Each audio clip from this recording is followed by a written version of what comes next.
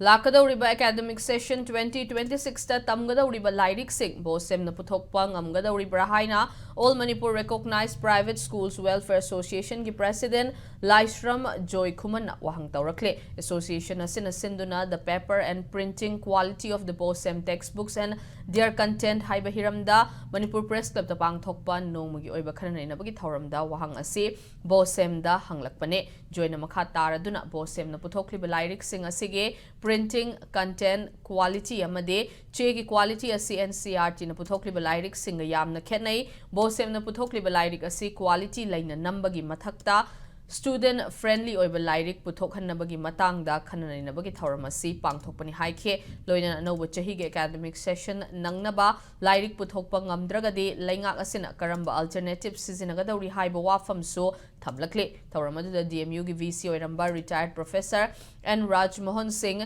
Modern Higher Secondary School Bishnupur gi principal Dr Haujam Ghanashyam Impact TV gi editor in chief Yumna Amrpswa chingba miyoi kayasu sarukyakhe